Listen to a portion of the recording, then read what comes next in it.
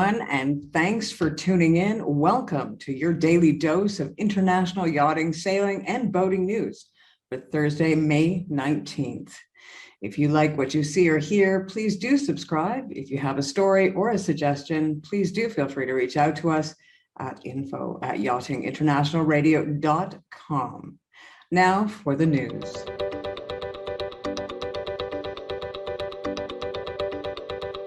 Shocking results from a research survey recently conducted on crew for UK fishing boats.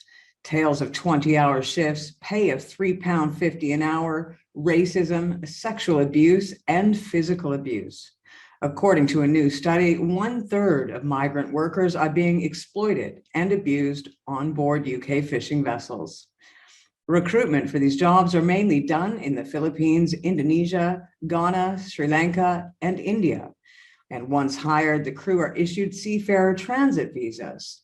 The visas will tie them to the employer that hired them. And as the visas are based on the fact that the vessel operates wholly or mainly outside UK territorial waters, the crew have no legal right to enter the UK when returning to port, forcing them to live on board the boats for up to a year, despite unsuitable accommodation on board.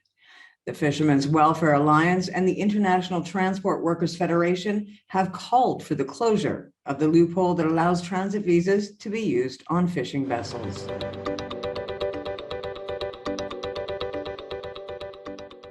It seems that Russian fuel cargo is still being accepted in the UK, as long as the cargo is not on a Russian vessel. The UK will not be able to phase out the imports of Russian oil until the end of the year, meaning foreign flag vessels with Russian fuel cargo can continue entering UK ports for the purpose of unloading.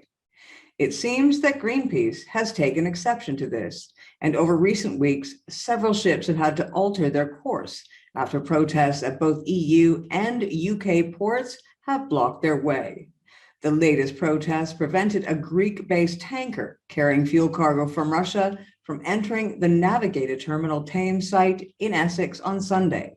But by Monday, the site had been cleared with 15 arrests made.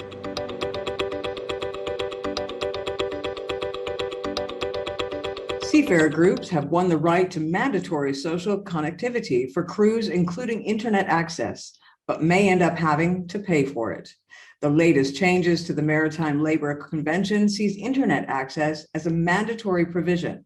However, ship owners are insisting that they should be able to limit access and charge seafarers for the privilege.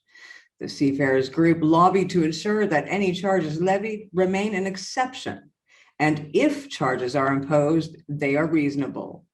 They also encouraged governments to increase internet access in ports and associated anchorages without cost to seafarers.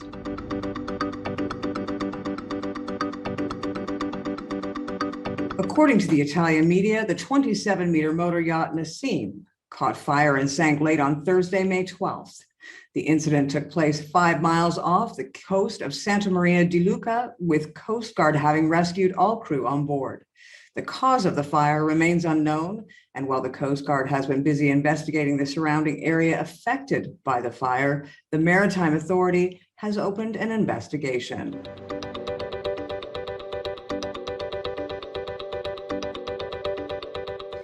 A school principal in New Zealand has found a way to inspire the next generation of sailors.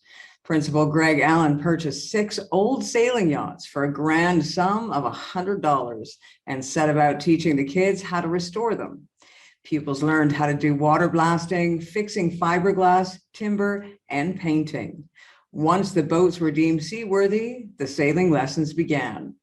The takeaway for the students: teamwork is important, as if you don't work as a team, it will take a lot longer.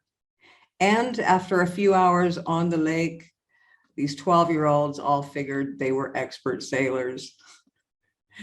Of course, we tend to feel we're pretty expert when we're younger. This has been your daily dose of yachting, sailing, and boating news for Thursday, May 19th. Thanks for tuning in. If you like what you heard or saw, please do hit the subscribe button. And if you have any suggestions, questions, or news that you would like to share, please send us an email at info@yachtinginternationalradio.com.